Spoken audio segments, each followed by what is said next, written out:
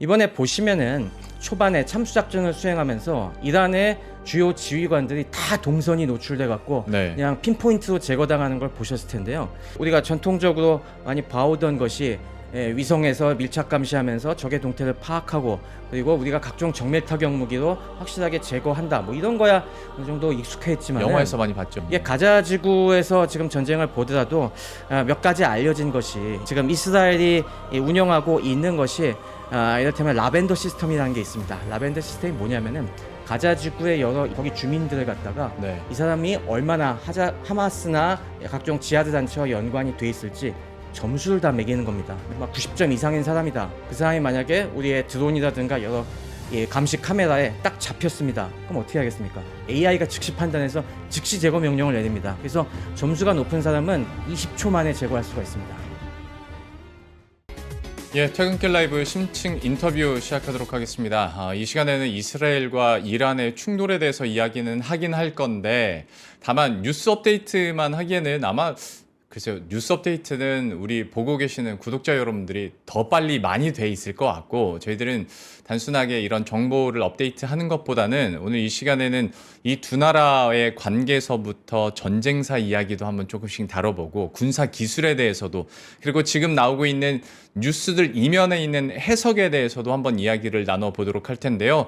그 분야의 전문가와 함께 이야기 나눠보도록 하겠습니다. 한양대학교 기술경영전문대학원 겸임교수인 최승병 박사님과 함께하도록 하겠습니다. 어서 오십시오. 네, 안녕하십니까? 안녕하십니까. 제가 간단하게 양력을 한번 봤더니 일단 삼성경제연구소에서 네네. 20년 가까이 계셨고 네. 여기서 첨단산업하고 군사기술? 저는 이 분야가 있다는 것도 처음 알았습니다. 이 삼성경제연구소에. 그리고 찐 전쟁사 마니아시라고 얘기는 들었는데 네, 제가 전쟁사 쪽에 관심이 많아갖고 네. 그런 쪽에 뭐 이런저런 뭐 글이나 방송 같은 걸 좀 해왔습니다. 저희가 방송 전에 한 10분 정도 얘기했는데 네. 뭔가 진짜 죄송합니다 이런 표현에서 덕후의 냄새가 살짝 났거든요. 그러십니까? 네네네. 그래서 더 기대하는 마음으로 오늘 여러 가지 이야기들을 한번 해보도록 할 텐데 네. 일단은 제가 오프닝에서 단순한 정보 업데이트는 안 하겠습니다 하긴 했는데 현재 상황은 그래도 체크를 해야 될 것 같아서 말로 하는 싸움의 수위가 점점 높아지고 네. 이란에서는 국영방송에서 오늘 밤에 큰 거 하나 보여주겠다고 얘기를 하고 있고 그래서 갖가지 추측이 난무하고 트럼프도 만만치 않게 그렇습니다. 악플과 글들을 쏟아내고 있는 상황인데 지금까지의 상황들을 좀 어떻게 정리하고 계십니까? 네, 아무래도 뭐 국제 정치 상황은 다른 전문가분들께서 많이 정리해 주셨으니까 네. 전 약간 좀 군사적 관점에서 보자면은 지금 이스라엘이 아주 교과서적인 이 군사작전의 정석을 보여주면서 지금 이란을 거의 그로키 상태에 몰아갔다고 이렇게 평가하고 있습니다. 우리가 일반적인 군사작전을 얘기하면은 항상 여러 가지 기만 수책을 통해서 여건 조성을 먼저 한 다음에 그 다음에 이 주요 지휘관들에 대한 참수 작전을 실시하고요. 그리고 동시에 이 현대전은 아무래도 수많은 전자기기가 쓰이기 때문에 각종 전자전을 수행하게 됩니다. 그래서 통신을 방해하고 여러 가지 레이더나 이런 것들을 마비시키고 그 다음에는 방공망을 제압하게 됩니다. 아무래도 공군 타격이 중심이기 때문에 이 공군력의 진입을 방해할 수 있는 여러 가지 대공 미사일이라든가 그런 시스템들을 갖다가 파괴하는 작전들을 먼저 아주 익스텐시브하게 수행하게 됩니다. 예. 그 다음에는 이제 항공기들이 들어가서 제공권을 장악하고 완전히 이제 우리를 방해할 상대가 없어졌으면은 그 다음에 폭탄을 싣고 주요 목표들을 휩쓸어버리는 이런 과정을 겪게 되죠. 네. 근데 이번에 딱 보시면은 이스라엘이 첫날 이 작전을 거의 완벽할 정도로 아주 철저하게 수행을 했습니다. 첫날에 거의 새벽부터 보면은 이스라엘이 한 지금 폭격 이 스트라이크 패키지 한 200대 이상을 운영할 수가 있는데 예. 200대 항공기들이 무려 5제파에 걸쳐 갖고 한 100개의 중요 목표물들을 갖다가 동시다발적으로 다 때렸습니다. 그리고 뭐 뉴스에 많이 나오다시피 숨어 있던 드론들이 진짜 그 이란 정규군과 혁명수비대의 핵심 지휘관들을 다 제거하는데도 성공을 했고요. 네. 그러니까 그 당시에 파괴된 것이 주로 아까 말씀드린 여러 가지 레이더 기지, 방공 미사일 포대 등이 완전히 무력화된 다음에 그 다음부터 핵시설을 공격하기 시작했습니다. 이번에 이 작전의 핵심 목표가 이란의 핵 능력을 제거하는 것인데요. 네. 이란의 공군 기지를 휩쓴 다음에 이 나탄즈 핵시설, 지금 또 이슈가 되고 있는 포도 핵시설 등에도 폭격을 해서 이미 상당수 파괴가 이미 이뤄진 상태입니다. 음. 그러고 나서 뭐 지금 2일, 3일 계속 벌어지는 상황에서는 왜 뭐 어제 그제는 아예 이란 국영 TV에 폭탄이 떨어져 갖고 네. 앵커가 방송하다 말고 나가야 될 그렇죠. 정도로 그러니까 그거는 이미 중요 가치들이 다 제거가 돼 갖고 그런 부차적인 목표들까지 공격할 여유가 됐다는 얘기입니다. 그러니까 그 순서대로 착착착착 굉장히 빠르게 그럼 진행을 다 한 맞습니다. 거네요. 네. 그러면 이렇게 공격을 초반부터 세게 했을 때 말씀하셨던 이란의 핵 능력을 저하시키는데 얼마나 지금 진행이 되고 있다고 보십니까? 지금 아무래도 이 이란의 핵 시설의 현재 가장 초점은 이란의 지금 핵 프로그램은 이 원자폭탄을 만들 수 있는 핵 원료가 크게 네. 보면 핵 원료가 플루토늄이랑 우라늄이 있는데요. 네. 플루토늄은 지금 이란이 포기한 상황이고 이 우라늄을 고농축해서 고농축 우라늄 제조 시설이 지금 핵심인데요. 이게 크게 보면은 나탄즈 요 시설과 포르도 시설이 있습니다. 나탄즈 시설 같은 경우는 지금 위성 사진에도 많이 나왔지만은 상당 부분 파괴된 상태이고요. 지금 포르도 시설은 아직은 워낙 깊은 지하에 있어서 좀 건재한 상황이고, 그리고 그 외에 여러 가지 이 핵 원료 조달하는 그런 가공 시설이라든가 아니면은 이 연구개발 시설들 이런 쪽들도 지금 엄청난 파괴를 당한 상황입니다. 혹시 이스라엘 측에서 아직 파괴하지 못한, 그러니까 박사님께서 생각하시기에 중요한 시설이라고 생각되는 것이 아직 남아 있나요? 지금 남아 있는 것이 방금 말씀드린 그 나탄즈보다 좀 북쪽에 있는 이게 포르도 지하 지하 우라늄 농축 시설이 남아 있습니다. 지금 여기를 끝장을 내느냐 마느냐가 최근 며칠간 뉴스의 아주 핵심 주제죠. 이게 최대 관건이겠네요, 그러면. 네. 근데 이란 측에서도 사실 자신의 군사력을 만만치 않게 홍보라고 해야 되나요? 네, 어필을 그동안 많이 많았죠. 했었거든요. 지금 실체는 뭡니까? 지금 그동안의 이야기들이 사실 허장성세였다는 게 밝혀지고 있는 거죠. 그동안 사실 이란의 군사력이 많은 부분 하나하나 손발이 잘려가고 있었습니다. 이란이 그동안 이스라엘과 한번 해볼 수 있었던 중요한 이유는 바로 이스라엘 가까운 곳에 가자 지구의 하마스와 시리아의 여러 또 세력들이 있고, 특히 레바논의 헤즈볼라라는 굉장히 강력한 이 친이란 무장 세력들이 있었기 때문에 옆에서 괴롭히고 멀리서 드론과 탄도미사일을 괴롭히고 이게 가능했던 것인데, 예. 지금 그동안 이 친이란 무장 세력들이 다 소탕이 됐지 않습니까? 거의 뭐 존재가 유명무실할 정도로 파괴가 됐기 때문에 지금 이란으로서는 그동안 너무나 많은 것이 무력화됐습니다. 그러다 보니까 지금 이란과 이스라엘의 가장 큰 문제는 거리가 너무 멀리 떨어져 있다는 겁니다. 네.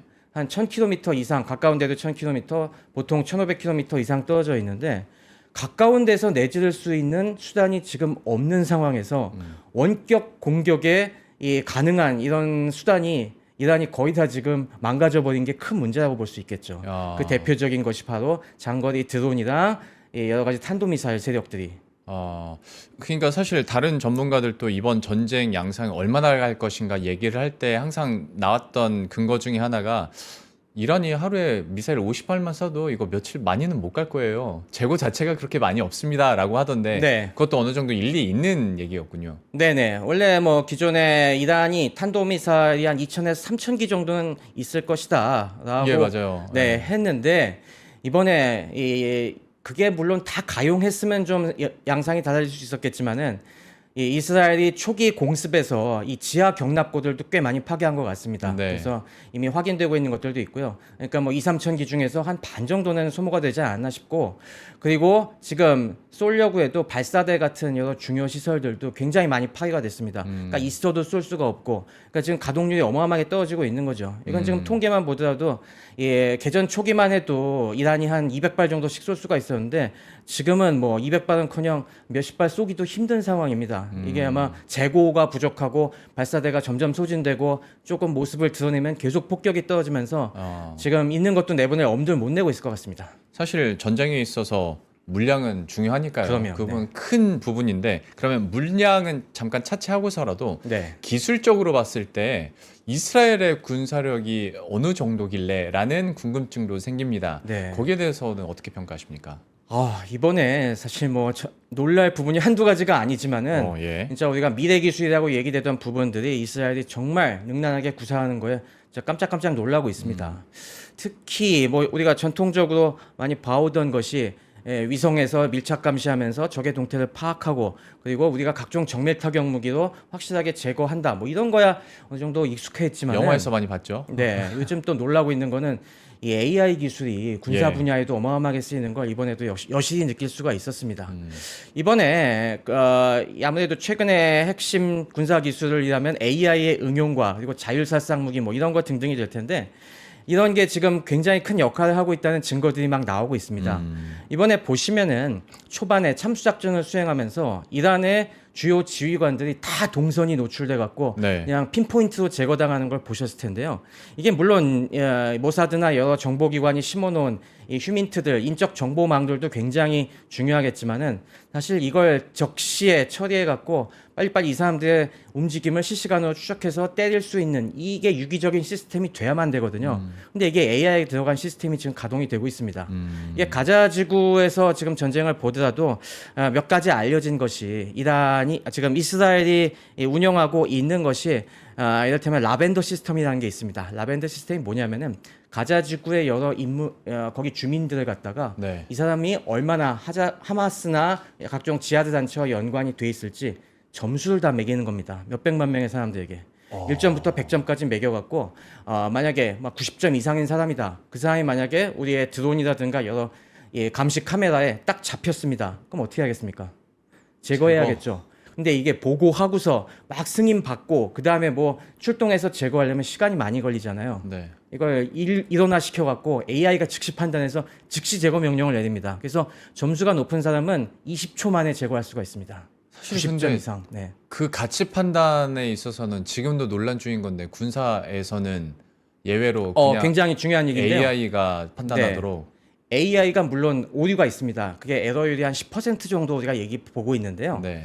민간용 여러 가지 뭐 시스템에서 10% 오류가 가면 굉장히 큰 거지 않습니까? 네. 그러면은 뭐 10명 중 1명은 애꿎은 사람이 죽는다는 그럼요. 거니까. 이거는 민간 목적으로는 절대 못 쓰는데 이게 전시니까 가능한 겁니다.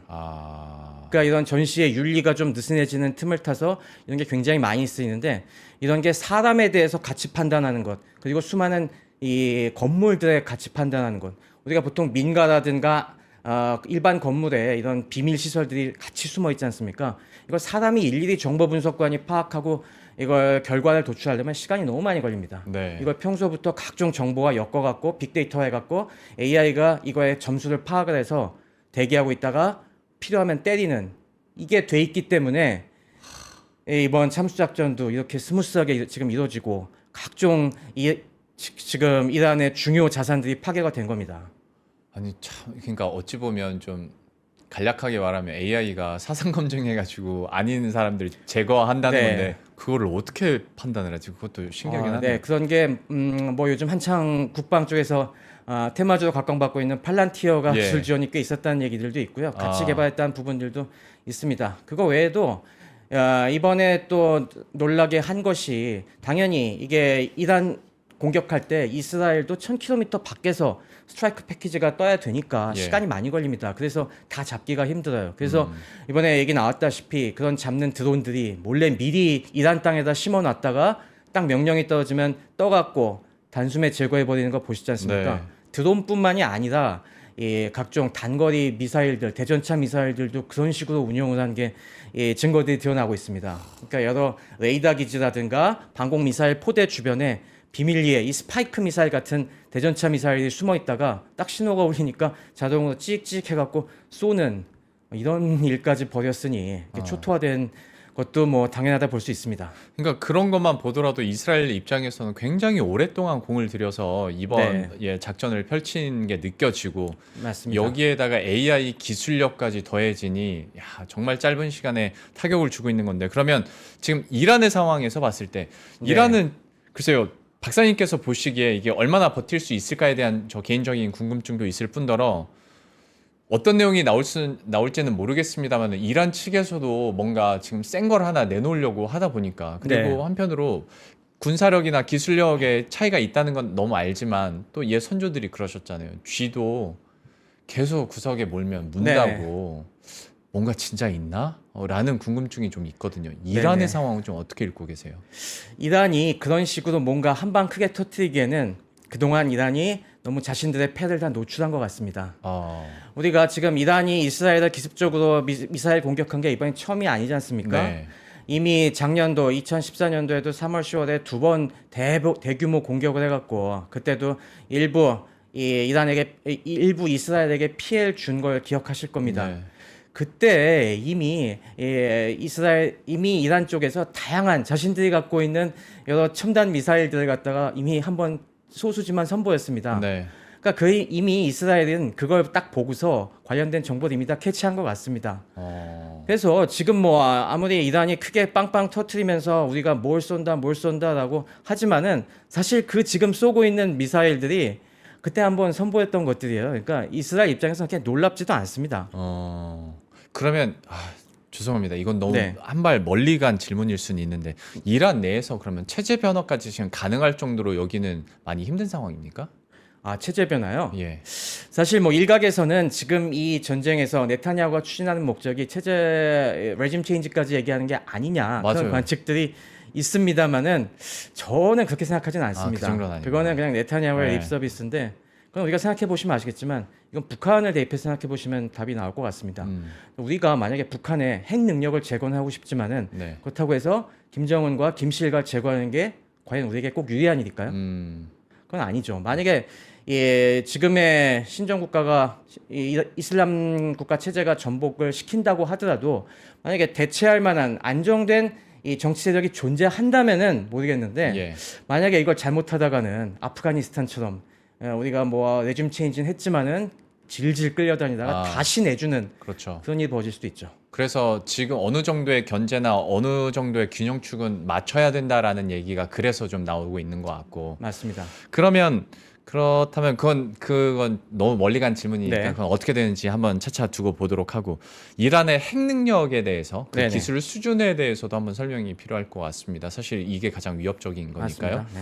네. 좀 어느 정도 수준입니까 여기는?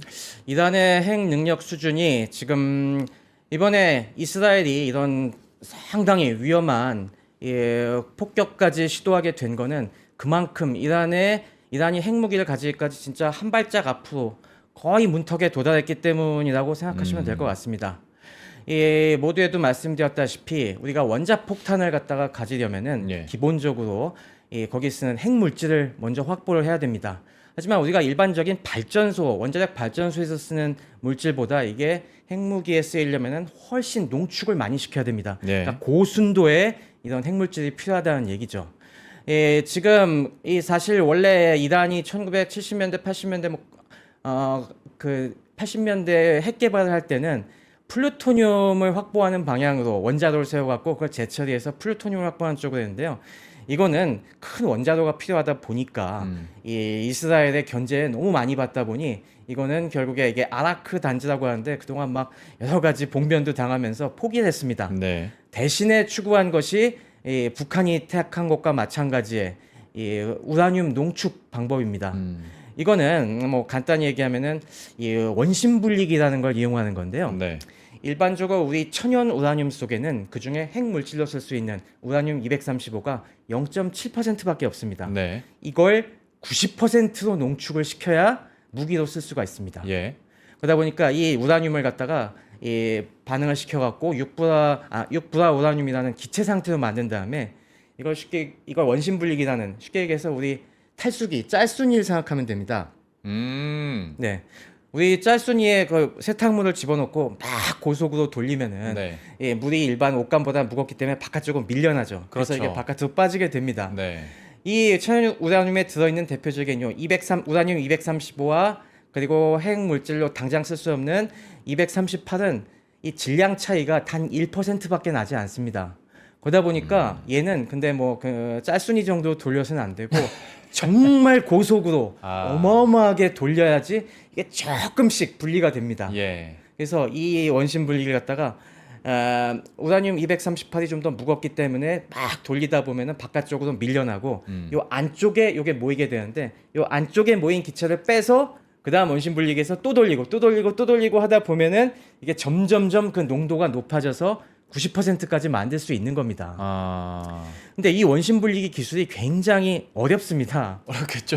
왜 그러냐면은 요게 요 안에 들어가는 회전자가 1초에 1000번 이상 회전해야 되고요. 네. 엄청난 고속으로 회전하다 보니까 이게 균형이 조금만 안 맞아도 이게 막 덜컥덜컥 하면서 망가져 버립니다. 그러니까 그렇게 빠르게 돌아가면 조금만 안정성 떨어지면 맞습니다. 또 열이 그러니까 발생할 거 아닙니까? 초정밀 가공을 해야 되고요. 그래서 일반적인 베어링도 못 쓰고 자석 베어링과 여기 유체 베어링을 써갖고 이걸 띄워야 되고 그리고 이게 당연히 그런 가혹한 조건을 견뎌야 되니까 특수 소재로 만들어야 됩니다.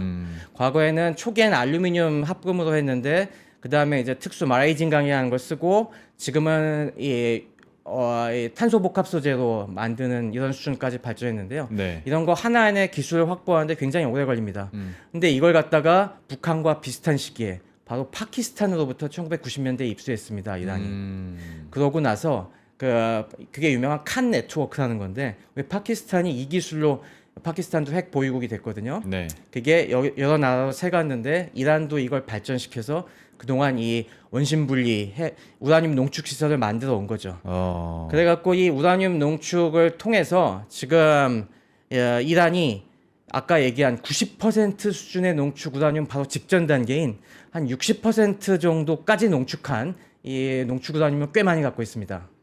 지금 그게 대략 봤을 때 한 400kg 그 정도 갖고 있다고 보이고요. 이 정도면은 조금만 더 농축을 시키면은 핵탄두 한 10개 정도 만들 수 있는 수준입니다. 그리고 그 가공하기 할 준비가 돼 있는 우라늄이 한 톤 단위 정도 있습니다. 한 10톤 정도 있을 거라고 얘기가 되기 때문에 그러니까 만약에 여건이 딱 돼서 지금은 국제사회 감시 때문에 못하지만 만약에 우리 핵탄두 개발해야 되겠다라고 하면은 그 남은 이 60%까지 농축한 걸 빨리 돌려갖고 굉장히 빠른 시간 안에 핵무기를 손에 쥘 수 있는 그런 상황인 거죠. 이란 빼고 아무도 안 믿겠지만 이란 측에서는 어쨌거나 평화적인 목적이라고 얘기는 하는데 뭐 당연히 믿진 않을 테고 핵을 보유하고 있다는 것 자체가 미국이나 다른 서방 국가들한테는 그렇죠. 위협인 거잖아요. 맞습니다. 그러면 저 기술 얘기하다가 또 어떤 의미적인 부분에서 그리고 앞으로의 전망에 대해서 궁금증이 갑자기 생긴 게 이렇게 이란을 타격하고 압박하면 이란이 핵무장 의지 그러니까 이란의 핵무장 의지가 더 극대화될까? 네. 아니면 이렇게 스트라이크 되는 거 보고 중동 내에서 어떤 핵 확산에 대한 의지가 조금 사그러들까? 어떤 결과로 이어질 거라고 보세요? 지금 당연히 이란 내에서는 이번에 크게 당하면서 우리가 확실히 핵을 가져야겠구나. 지금 이게 뭐 이스라엘이건 이란이건 항상 바라보는 벤치마킹 대상이 있습니다. 바로 북한이죠. 북한을 보면은 지금 북한은 핵탄두를 이미 손에 쥐고 있기 때문에 주변국에서 이게 참 압박을 넣는데 한계가 있지 않습니까? 네. 하지만 이란은 지금 우리가 이 결정적 마지막 핵탄두를 못 가짐으로써 우리가 이렇게 굉장히 핍박을 받고 있다라는 강경론자들이 있었는데 이번에 이들이 좀 힘을 많이 받긴 하겠죠. 그러면서 어떻게든지 일단은 이 위기를 모면을 하고 이 내부로 핵물질과 핵탄두 보유하는 걸 추진하려고 할 겁니다. 하지만 지금 그걸 알고 있기 때문에 이스라엘은 이미 시작한 공격이니 그런 꿈도 못 꿀 정도로 확실하게 그 핵 능력을 뿌리 뽑아야겠다. 지금 이런 생각을 하고 있을 거라고 저는 생각을 하고 있습니다. 그런 압박이 오면 올수록 이란 입장에서는 북한을 더 빠르게 벤치마크하고 싶긴 하겠네요. 그렇죠. 기술력도 어느 정도 다다른 것 같으니. 네. 하지만 뭐 그럴 여지조차 남겨주지 않게 지금 이스라엘은 아주 치밀한 파괴를 하려고 하는 거죠. 그러면 미국이 이렇게 강경하게 그다음에 적극적으로 개입하는 이유에 대해서 조금씩 이해는 가기 시작하는데 지금 미국 혹은 좀 분리해서 봐야 될까요? 트럼프의 속내는 뭐라고 보십니까? 사실 근데 이 트럼프의 속내라고 하는 건 저희도 참 가늠하기 힘든 우리가 상식으로 생각하기가 힘든 쪽이어서 그냥 저도 뭐라 확언은 못 하겠습니다만은 근데 어렴풋하게 생각해 보면은 우리가 트럼프는 세상 모든 일들을 갖다가 자기의 공으로 만들고 싶어하는 굉장히 과시욕이 강한 그런 지도자라고 우리가 좀 보이고 있지 않습니까? 원래 이 트럼프가 원래 취임하면은 우크라이나전도 종식하겠다, 가자 전쟁도 끝내겠다, 이란 핵 협상도 매조지 짓겠다, 다 자신의 치적으로 만들 꿈에 부풀어 있었던 것 같은데 지금 계속 하나도 지금 제대로 풀리는 게 없습니다. 그러다 보니까 아마도 이번에 이걸 해결하려다가 잘 안 풀리니까 네타냐후가 약간 꼬드긴 모양입니다. 이렇게 안 되는데 지금 그러면 한번 제가 나서서 좀 진척을 시켜볼까요? 한번 좀 묵인만 해주십시오라고 했을 때 하고서 이건 추측인 거죠? 네네 이건 네, 철저히 추측. 추측입니다. 네. 그냥 믿지 마십시오. 예, 내피셜입니다. 네, 내피셜입니다. 그랬는데 이제 이 상황을 한번 맡겨 보니까 지금 너무나 완벽하게 이 핵시설 파괴에 성공하고 거의 이란에서 반격도 못하는 상황이 되니까 지금 아마 트럼프가 생각이 조금 바뀐 것 같습니다. 그래서 이렇게 되면은 원래 트럼프도 협상을 추진할 때 아예 이란을 완전히 그냥 무릎 꿇게 할 생각은 없었을 것 그렇죠. 같아요. 적당히 타협하고 지금 수준에서 동결을 시키고 평화를 모색하려고 했는데 이 정도 보니까 이거 진짜 완벽하게 뿌리 뽑을 수 있을 것 같은데 라고 하는 생각이 이제 든 모양입니다. 네. 아무래도 이스라엘 쪽에서 여러 가지 어느 정도 파괴가 이루어졌는지 거기에 대한 리포트를 많이 미국 측에 제공을 했겠죠. 그러니까 미국 내에서도 이 정도면 한번 해볼 만한 걸 이게 어제 지금 트럼프가 무조건 항복이라는 참 외교적으로 있을 수 없는 용어까지 하는 걸 보면은 뭔가 그런 자신감이 지금 생긴 모양입니다. 최고 지도자 지금 어디 있는지 안다고 근데 나 지금 당장은 제거하지 않겠다고 그런 말을 하잖아요. 글쎄요. 이건 참 깜짝 놀랐습니다. 저는. 네, 일반적인 지도자로선 외교를 중시하는 지도자로서는 할 수 없는 말인 것 같은데 어쨌건 그 정도까지 업돼 있다는 얘기는 뭔가 지금 가시적인 성과가 우리는 100% 알지 못하지만 굉장히 많이 보이고 있고 지금 이 문제는 무력 수단으로서 확실히 끝낼 수 있겠다라는 판단이 지금 점점점 굳어가고 있는 게 아닌가 그런 추측을 해봅니다. 내피셜 나온 김에 네. 이게 재밌어가지고 다음 정식 질문 드리기 전에 내피셜 질문 하나만 더 드리겠습니다. 네네. 그러면 이란이랑 트럼프랑 서로 소통을 커뮤니케이션을 한 게 네. 이스라엘이 공습을 한 이전이 아니라 이후에 그때부터 트럼프랑 이스라엘이랑 소통이 있다고 우리가 봐야 되는 겁니까? 안 그러면 이미 미국과 이스라엘은 같이 커뮤니케이션을 하면서 날짜를 정했다고 봐야 됩니까? 이것도 내피셜이 아무도 알 수 없는 네네. 거겠지만. 이것도 당연히 뭐 아직은 알 수 없는 얘기지만은 네. 상식적으로 생각해 보면은 네타냐후가 그동안 여러 차례 이 폭격에 대한 허가를 갖다가 요청을 했지 않습니까? 예. 미국 쪽에서 묵인해달라 아니면 동참해달라 그랬는데 계속 이 그거에 대해서 트럼프가 반대 입장을 확인했는데 그 상황에서 더 지른다? 이거는 아마 네타냐후 같이 그래도 굉장히 영악한 지도자로서는 하기 힘든 선택이었을 것 같고 예. 어떻게든 다양한 근거를 마련해서 최소한 내가 한번 뭐 해볼 테니까 무기는 해달라 그 정도까지의 교감은 있었을 것 같습니다.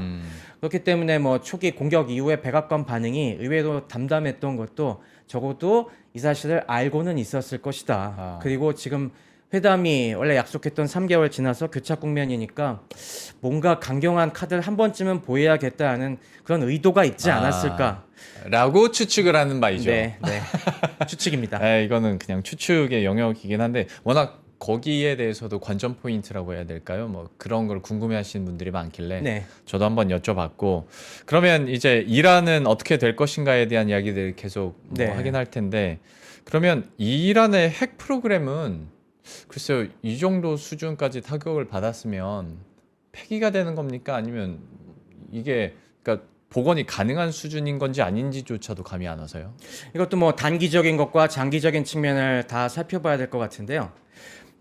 단기적인 측면에서는 지금 남아있는 저 포르도 시설이 어느 정도 타격을 입느냐가 핵심인 것 같습니다. 예.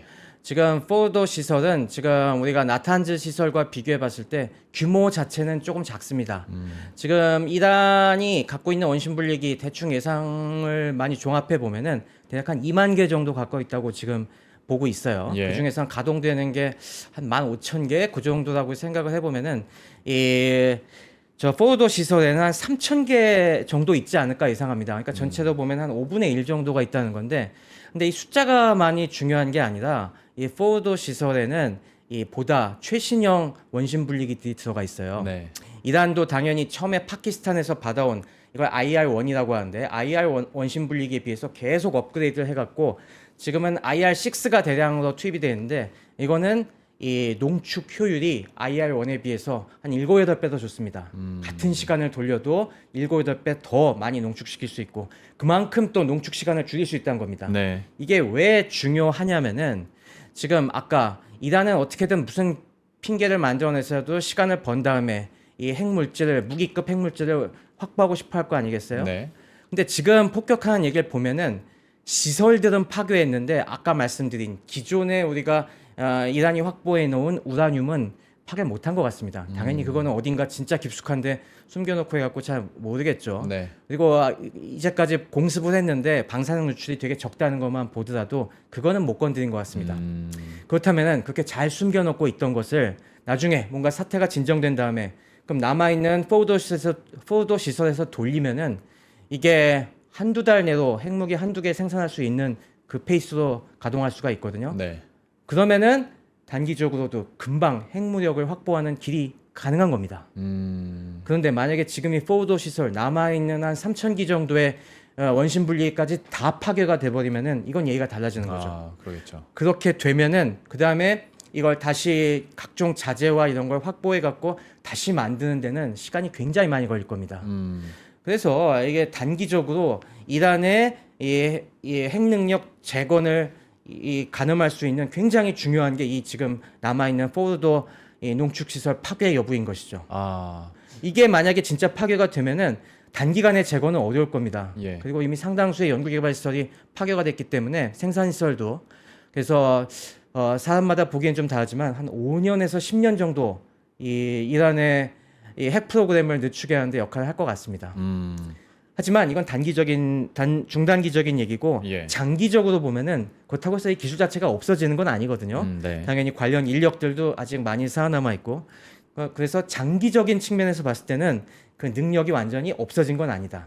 이렇게 볼 수 있을 것 같습니다. 알겠습니다. 그러면 또 뉴스화가 많이 되고 있는 소재 중 하나가 네. 미국이 그러면 이스라엘 측에 벙커버스터를 네, 제공을 할 그렇죠. 것인가?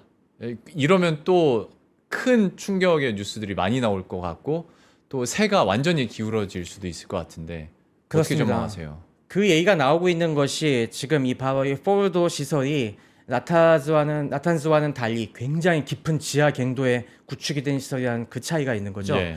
나탄즈는 비교적 이 깊이가 얇기 때문에 지금 이스라엘도 사실 벙커버스터를 보유하고는 있습니다. 근데 이게 좀 작다 뿐이죠. 이 벙커버스터 제휴가 됐다고 봅니다만은 뉴스에서 많이 보셨겠지만은 이 포르도 시설은 깊이가 한 80m에서 100m 이상이 될 걸로 지금 우리가 관측이 되고 있기 때문에 이거는 지금 이스라엘이 보유하고 있는 GBU-28 같은 벙커버스터는 못 뚫는 건 아닌데 굉장히 어렵습니다. 네.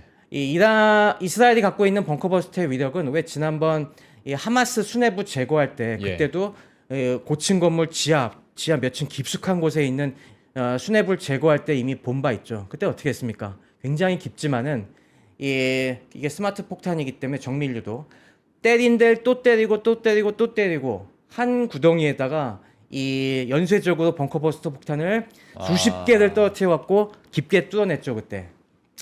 지금 갖고 있는 이 GBU 지금 GBU-28은 대략 한 강화 콘크리트를 지금 5m 정도 관통할 수 있는 수준이라고 해요. 예. 그러다 보니까 이것 또한 수십 발 제대로 꽂아 넣으면은 뚫을 수도 있지 않을까 싶기도 한데 좀 불안한 건 사실이죠. 그러게요. 그래서 끝판왕으로 지금 계속 얘기가 나오고 있는 것이 미국이 보유하고 있는 GBU-57. 네.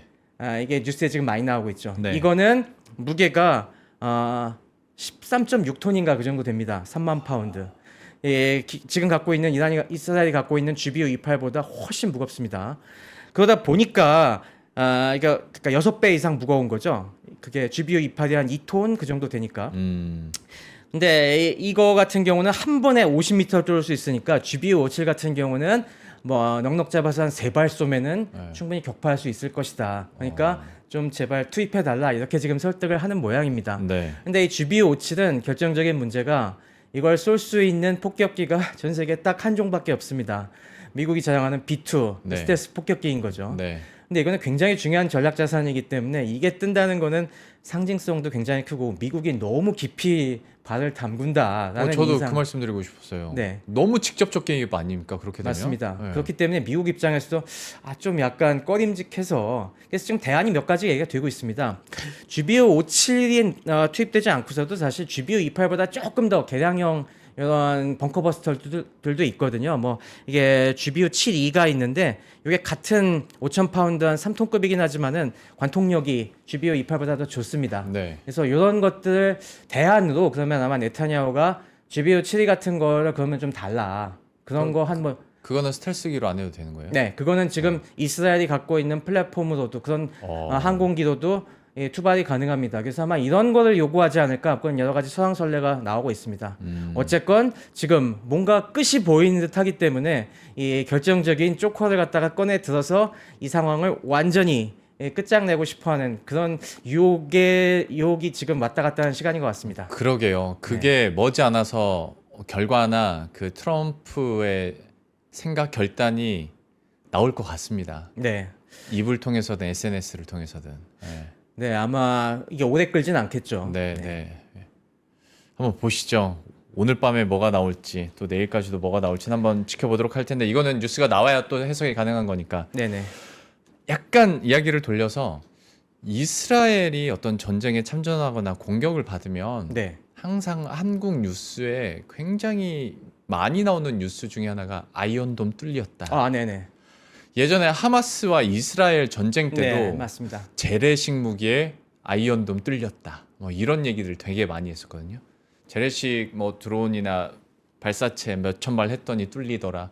이번에도 오늘 나온 소식 중에 하나는 이란의 파타흐 1 네, 파타 1, 파타 2. 최첨단 초음속 네, 맞습니다. 극초음속 미사일이라고 하는데 이게 아이언돔을 뚫었다. 막 이렇게 기사가 헤드라인이 나오더라고요. 네. 이거를 어디까지 심각하게 우리가 받아들여야 하며 고지고대로 이 기사를 내가 이해해야 되는 것인지 네. 그것 좀 얘기해 주십시오.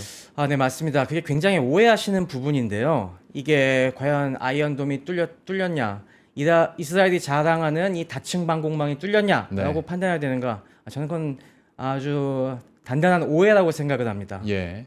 왜냐하면은 우리가 방공 시스템이 추구하는 바가 무엇인가를 갖다 정확히 이해하셔야 됩니다. 네. 방공 시스템은 날아오는 미사일을 100%다 막는 게 목적이 아닙니다. 네. 적의 미사일 공격으로부터 우리의 가장 가치 있는 자산을 최대한 지켜내는 것이 목적입니다. 예. 당연히 저기 막 우리가 뭐 저기 계속 저를 갖다가 난타를 한다고 할 때 이건 물론 한 발도 안 맞으면 좋겠지만은 현실적으로 그럴 수는 없는 거거든요. 네. 그랬을 때 가장 중요한 가치는 우리에게 중요한 것들 이를테면은 뭐 이스라엘 같으면 총리 관저라든가 여러 뭐 군 사령부라든가 여러 레이더 기지라든가 공군 기지 같은 것들 이런 중요한 시설들이 피해를 안 입게 하는 게 최우선입니다. 인프라 기반 시설도 거기에 속할 맞습니다. 테고요. 뭐 통신 시설이나 예. 그런 각종 위험 시설들도 거기 포함이 되겠죠. 그런 것들을 지켜내는데 갖고 있는 이 요격 미사일들을 최우선적으로 씁니다. 그게 그래서 위협이 제거된 다음에는 그것만 제거가 되면은 사실 성공이라고 보게 되는 것이고요. 예. 그걸 빼놓고 지금 부차적으로 떨어지는 일부는 어쩔 수 없는 교전 과정에서 벌어지는 부수적인 피해라고 보시면 됩니다. 지금 파타흐 미사일이 뭐 뚫었다는 얘기 나오지만 그게 어디 명중했는지 잘 보십시오. 그게 뭐 이스라엘의 굉장히 중요한 시설에 명중했던 거 확인된 거 전혀 없습니다. 이란이 이렇게 주장하는 건 있지만은 대부분이 민가에 떨어졌습니다. 네. 그건 무슨 얘기냐면은 거기서 희생된 민간인 분들에겐 참 안타까운 일이지만은 사실 그거는 가치가 상대적으로 떨어지는 표적들인 거죠. 나라가 운영되는 데는 네. 예, 그리고 전쟁에 있어서는 상대적으로 중요도가 네, 좀 네, 떨어질 그건 수 있는 맞습니다. 안타깝지만은 감수할 수 있는 수준인 것이고 그 정도로 피해를 돌렸다고 하는 것은 뭐 충분히 이 감수할 만한 숭고한 희생이라고 우리가 봐야겠죠. 반면에 지금 어떻습니까? 대조가 되는 것이 지금 이란은 모든 중요한 표적들이 가치 순서대로 다 지금 제거가 됐습니다. 그러네요. 그러니까 이게 양쪽이 주고받는 것처럼 보이지만은 이스라엘은 철저한 계산에 의해서 중요한 것부터 차례 제거해 나가고 있는 것이고 이란은 지금 될 대로 되라. 뭐 하나라도 맞으면 다행이다라고 뭐 난타를 하고 있는 건데 그중에 우연히 뚫리는 게 있다고는 하지만 가치 없는데 지금 명중하고 있는 가치 없는데 지금 떨어지고 있는 겁니다. 이거는 어마어마한 차이인 거죠. 이거는 뭐 아이언돔이 완벽한 건 아니지만 상당히 지금 제대로 기능을 하고 있다. 그리고 뭐 지금 더더욱 중요한 거는 이란 같은 경우는 이 미사일 자원이 빠르게 고갈되고 있지 않습니까? 네. 반면에 지금 이스라엘의 방공 무기들은 아직 건재합니다. 그리고 미국이 계속 이 관련된 요격 시스템들을 지원을 하고 있기 때문에 아직 고갈될 위험이 충분히 없습니다. 그리고 더더욱 중요한 거는 기존에 한 2, 3년 전 작년에 뭐 통했던 이유는 가까운 데서 뭐 헤즈볼라라든가 하마스 쪽에서 이런 방공망을 흩어 놓을 수 있는 이런 물량으로서 로우테크 무기들을 같이 집어넣어 줄 수 있어야 되는데 네. 그게 지금 완전히 무력화된 상황이기 때문에 뭐 이 정도 공격은 충분히 막아낼 수 있습니다. 전혀 대세 지장 없습니다. 그러니까 기사 나온 것들 되새겨 보면 이란 측은 뭐 수뇌부들이 자다가 네. 죽고 방송국 파괴되고 핵 기반 시설들 일부들 미사일 맞고 했는데 이스라엘 입장에서는 그렇게 주요 기반 시설이 파괴됐다는 뉴스는 제가 많이 못 본 것 맞습니다. 같습니다. 작년 이 미사일 공격 같은 경우는 일부 공군 기지에 떨어져 갖고 뭐 이 활주로 일부가 파괴됐다든지 아니면 경납고가 뚫렸다든지 뭐 이런 얘기들이라도 있었는데 맞아요. 네. 지금은 그조차도 없습니다. 아, 그리고 뭐 이 파타흐 미사일 얘기가 나오지만은 이게 극초음속 미사일이라는 것이 우리가 일반적인 궤적 그러니까 탄도미사일은 원래 이렇게 날아가서 포물선으로 떨어지지 않습니까? 네. 이렇게 되면 너무 궤도가 뻔해서 요격 미사일이 잡기가 쉽기 때문에 네. 요즘 세대의 미사일들은 거기다 변칙 기동을 추가합니다. 음, 이 날라오다가 마지막 단계에서 이 약간의 변칙 기동을 하는 이런 유사 탄도 미사일 같은 것들도 있고요. 네. 그리고 이번에 파타흐 같은 경우는 요게 마지막 단계에서 그거뿐만이 아니라 날아오다가 얘가 활공체로 요 앞에 탄두가 글라이더처럼 쫙 이렇게 활공을 하면서 거기서 한번 솟아 올랐다가 떨어지기도 하고 훨씬 더 복잡한 기동을 하는데 이번에도 노출이 된 게 뭐냐면은 이란이 주장하는 만큼 이게 정밀도가 높지가 않습니다. 아하. 원래는 지금 이란이 계속 선전한 것이 이거 뭐 한 10m 이내로 정확하게 맞출 수 있다 계속 얘기했는데 작년부터 쌓이는 데이터를 보면은 이게 그 정도까지 안 되고 있습니다. 그만큼 이미 핀포인팅도 안 되고 약점이 노출됐다는 얘기죠. 사실 좀 아이러니할 수는 있겠습니다만 이렇게 기술력 차이가 나고 그다음에 재고도 점점 소진되고 있고 하면 할수록 이란 입장에서는 핵을 더 보유하고 더 강화하고 싶은 마음은 들 맞습니다. 수밖에 없겠네요. 그 마지막 그 하나를 이스라엘과 미국은 제거를 하고 싶은 그런 단계에 온 거고. 맞습니다. 지금 뭐 방공망이 완전히 이란 영공이 완전 지금 열린 상태 아니겠습니까? 네. 언제 이럴 다시 좋은 기회가 있겠습니까? 그러니까 이 그렇죠. 기회를 갖다가 확실하게 이용하고 싶어 하겠죠. 그러면 지금 이란이 이렇게 수세에 몰리다 보니까 네. 제가 앞서 서두에서 점점 워딩들이 강해지고 있다라고 얘기를 해드렸는데 이란 국영 방송에서 오늘 밤에 전 세계가 수세기 동안 기억할 놀라운 일이 일어날 것이다. 호르무즈 해협 봉쇄 얘기도 나오고 다른 뭔가 요격 얘기도 나오고 뭐 시나리오는 많습니다. 근데 이것들도 수세기 동안 기억되진 않을 것 같거든요. 네네. 도대체 뭘까 유추할 수밖에 없는데 정보가 더 많으니 유추의 정확도도 높지 않을까 싶어서 여쭤봅니다. 그거는 이것도 뇌피셜입니다만은 예. 다수의 얘기는 그것도 어떻게 보면 거의 최후의 바닥 같은 이야기이다. 블러핑입니까 그러면? 네, 사실 전쟁사에서 보면은 목소리 큰 사람이 이기는 경우를 별로 못 봤거든요.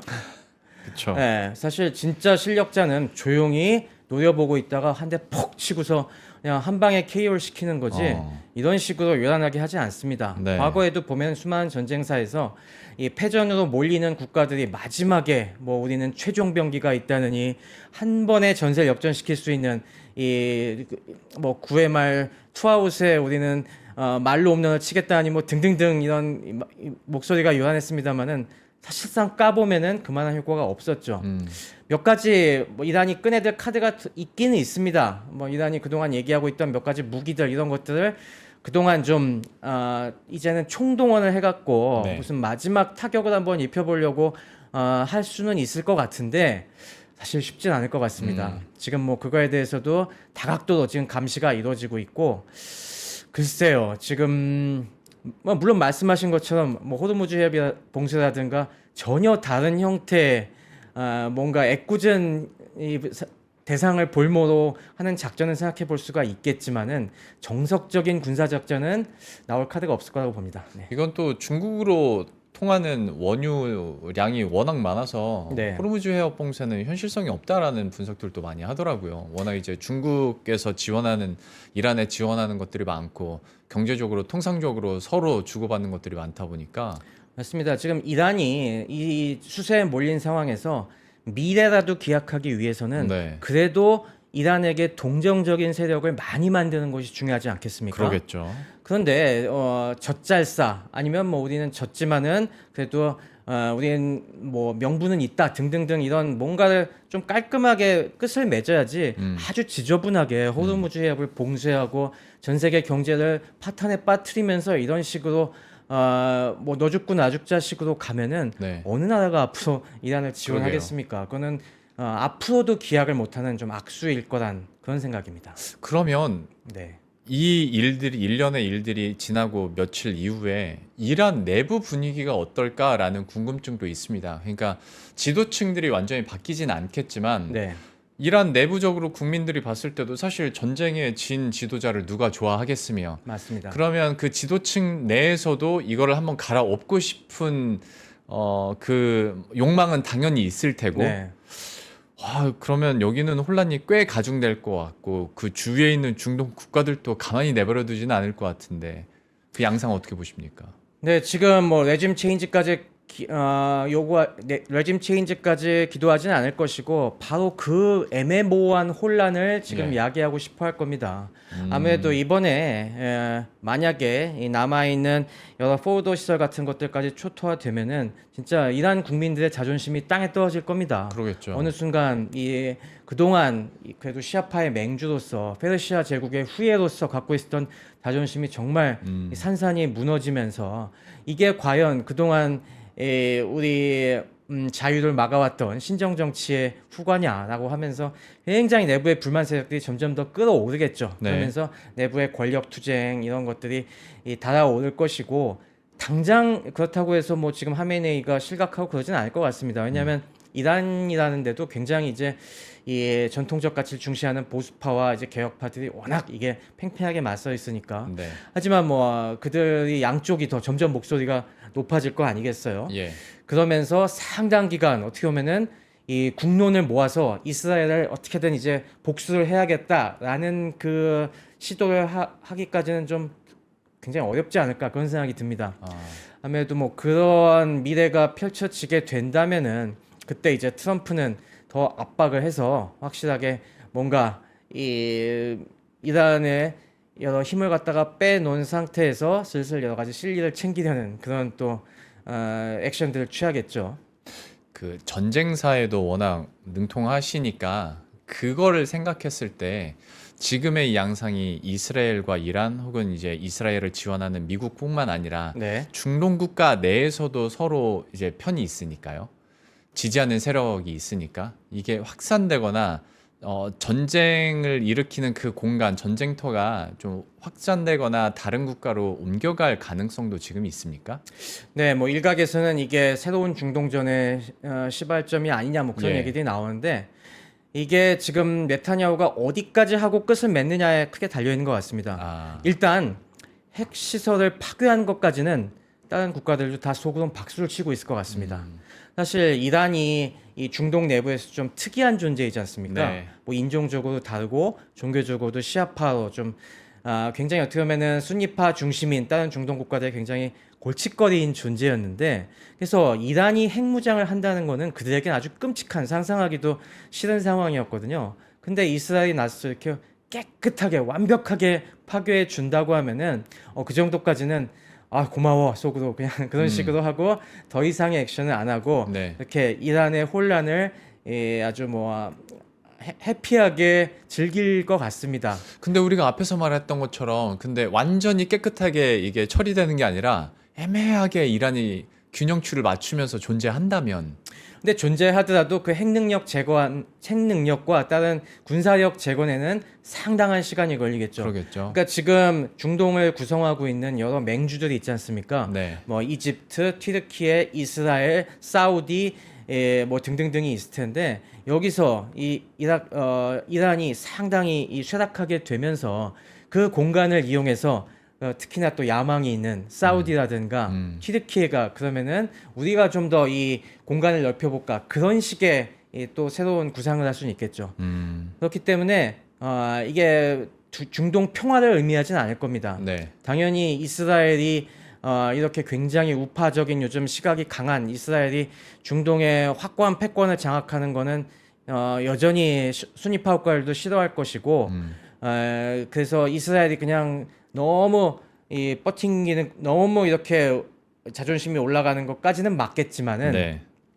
그 정도 선에서 자제한다면은 일단 넘어갈 것 같습니다. 아니 다른 순위파 국가들은 가만히 있습니까? 그러면? 지금 가만히 있고 가만히 있죠. 지금은 가만히 있는 것 같습니다만. 네, 만약에 이스라엘이 그래서 만약에 그 선을 넘어서 만약에 이거를 이용을 해갖고 만약에 그 영역을 갖다가 더 넓힌다든가 네. 아예 뭐 레바논을 본격 침공한다든가 지금 또 가자 문제도 해결이 안 됐지 그렇긴 않습니까? 하죠. 여기서 이걸 여세를 몰아서 좀 더 극단적인 일을 벌인다든가 네. 라고 하면은 그때는 가만히 있지는 않겠죠. 하지만 적어도 이 이란의 핵능력 제거까지는 충분히 용인할 준비가 됐다. 네. 지금 다른 중동 국가들의 외신이나 그런 걸 보더라도 여론 통제를 하고 있는 것 같습니다. 순위파 국가들에서 예. 이스라엘도 충분히 때릴 만한 이유가 있다. 그러니까 이거는 우리는 중립 기여를 받고 있는 게 좋겠다라는 지금 이런 논조가 있는 걸 봐서는 일단은 관망 이렇게 태세를 잡은 것 같습니다. 그것도 어떻게 되는지 한번 봐야겠습니다. 다른 네. 기타 중동 국가, 인접해 있는 중동 국가들이 어떤 스탠스를 보일지는 한번 지켜보도록 하겠고, 중동에서 조금 더 넓혀서 다른 이제 유럽 국가 네. 그리고 주요 국가 G7 기간 동안에 트럼프가 갑자기 일찍 귀국하기도 했었으니까 한번 여쭤본다면 당연히 핵무기를 갖고 있고 이것을 더 발전시키려는 이란을 당연히 유럽 국가들도 좋아하진 않겠죠. 네, 맞습니다. 근데 또 그 밑에서는 여러 가지 셈법은 좀 다를 수도 있을 것 같고요. 네. G7 국가들의 지금 스탠스는 그러면 어떻다고 봐야겠습니까? 그 속내가. 이번에 독일 총리가 발언했다는 내용이 진짜 속내 잘 보여주고 있는 것 같은데요. 뭐 약간 어딘간 다를 수 있습니다만은 어쨌건 우리가 하고 싶었던 일인데 굉장히 지저분한 일인데 네. 이스라엘이 대신 처리해줘서 너무 고맙다 이런 얘기를 비슷한 얘기를 한 것 같습니다. 예. 전 그게 딱 그 속내라고 보입니다. 이번 G7 정상회담에서 공동선 얘기 나온 거 보더라도 뭐 물론 이스라엘이 좀 심하지 않았냐는 약간의 질책도 있긴 하지만은 그래도 이란이 비핵화를 유지하는 게 더 큰 가치다라는 건 확실히 한 것 같고요. 예. 이렇게 뭐 알게 모르게 속내를 내비치는 것들도 그래 뭐 어쨌건 어쨌건 이란은 이 핵무장을 하면 안 되지. 그거는 뭐 이스라엘이 잘했다라는 게 전 세계 거의 모든 국가들의 속내가 아닌가 싶습니다. 이것도 약간 좀 멀리 간 질문일 수 있겠습니다만 그래도 네. 한번 해보겠습니다. 일단 중국 쪽은 물론 이건 대리전의 성격은 전혀 아닙니다만은 중국은 이란을 공격한 이스라엘에 대해서 국제법 위반이다 하고 막 비판을 계속 세게 하고 있고 네. 이스라엘은 어쨌거나 미국이 도와주고 있고 근데 또 예전에 트럼프 대통령이 G7에 중국도 넣는 거 난 반대하지 않아. 뭔가 그러니까 물론 경제적으로 군사적으로 정치적으로 워낙 이제 복합적인 일이겠으나 네. 뭔가 되게 안 맞는다는 느낌이 있어요. 이 모든 것들이. G7 국가로 중국이 들어올 수 있을 것인가? 미국이 손을 내밀 것인가? 그러면 지금의 이 미국과 중국 간의 신경전은 마무리가 되는 것인가? 여러 가지 궁금증들이 있습니다. 이거 해석 좀 부탁드릴게요.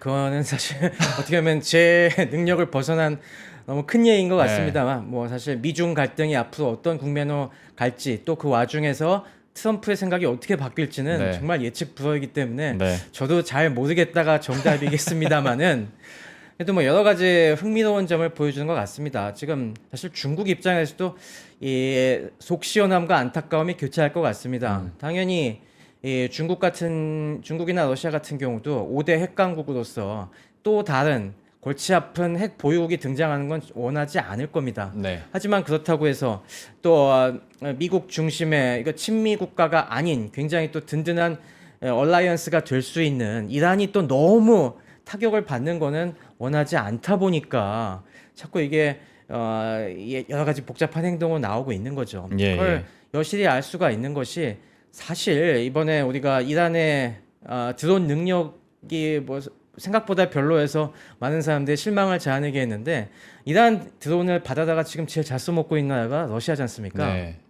이란의 샤헤드 136이라는 그 유명한 이 드론 삼각익 드론이 있는데 이걸 지금 우크라이나에서 굉장히 러시아가 많이 쓰고 있거든요. 러시아는 이걸 갖다가 자기네들이 마땅한 드론이 없는 걸 알고 그다음 어디가 좋을까 생각해 보다가 이란이랑 컨택을 해서 이란의 이 샤헤드 지금 면허 생산을 하고 있어요. 네. 그래서 얘네가 한 달에 지금 뭐 2만 대씩 막 생산을 해갖고 이게 어마어마하게 지금 써먹고 있고 코스트도 굉장히 다운을 해놨는데 이런 식으로 뭔가 이란도 그냥 외면하기에는 조금 이 알짜 기술들이 어느 정도 있고 만약에 뭐 우리가 다른 전략적 행보를 한다면은 우군으로서 활용할 여지가 충분한 쪽화가 될 수가 있는데 네.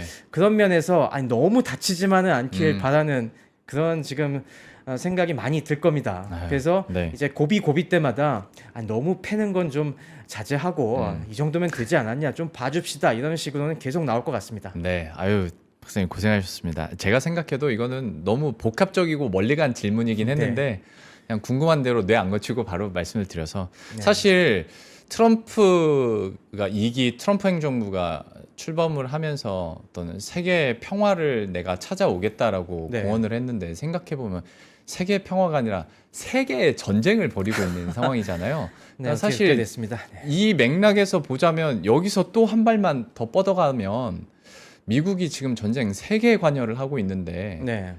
중국과 대만 문제에 대해서 견제를 할 수 있을까? 막 이런 궁금증까지 사실 있어요. 네. 근데 시간이 2분밖에 안 남아서 네. 그건 그 얘기는 다음에 이것도 알겠습니다. 워낙 복잡한 네, 얘기니까요. 굉장히 복잡한 얘기죠. 네. 마무리로 그러면 과연 앞으로의 시나리오가 어떻게 될지 모르겠으나 어쨌거나 전쟁은 안 좋은 거고 네네. 네, 우리 인류에 있어서도 너무 고통스러운 맞습니다. 일이기에 중동의 평화는 어찌해야 언제쯤 찾아올까? 마지막 전망과 함께 마무리 부탁드립니다. 뭐 글쎄 너무 비관적일지 모르겠지만은 네. 중동의 평화는 글쎄요 저희 생에 볼 수 있을까? 저는 비관적이라고 그렇습니까? 생각합니다. 이것도 사실 말하자면 복잡한 얘기입니다만은 중동은 이 시아파 수니파 대립 그리고 이스라엘과 다른 아랍의 대립 그리고 항상 이제 아랍 민족주의나 이런 패권을 도전하는 또 그런 현실적인 의지들 이런 것들이 다 중층으로 충돌하고 있는 곳이기 때문에 예. 뭐 하나 해결한다고 해서 다른 것까지 해결되지 않는 지금 이런 상황입니다.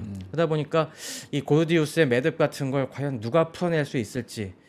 그래서 우리의 최선은 이 수많은 갈등이 아주 거대한 전면전으로 벌어지지 않게 상황을 관리하는 선에서 갈 수밖에 없지 않나. 뭐 현실적인 그게 제일 현실적인 전망 같습니다. 저도 같은 생각입니다. 네. 평화는 힘들겠지만 최선의 결과를 만들 수 있도록 유도하는 게 지금은 최선인 듯한 그런 느낌입니다. 이스라엘과 이란의 충돌들 그리고 그 이면에 있는 속내들과 지금의 양국의 기술력들 그리고 각 국가 간의 또 신경전까지도 얘기를 했는데 참 참혹한 전쟁 얘기지만 또 새로운 것들을 많이 알게 돼서 흥미롭게 잘 들었고요. 시간 관계상 오늘은 박사님과는 이 정도로 마무리 짓도록 하겠습니다. 한양대학교 기술경영전문대학원 겸임 교수인 최승병 박사와 오늘 함께했습니다. 말씀 고맙습니다. 네, 감사합니다.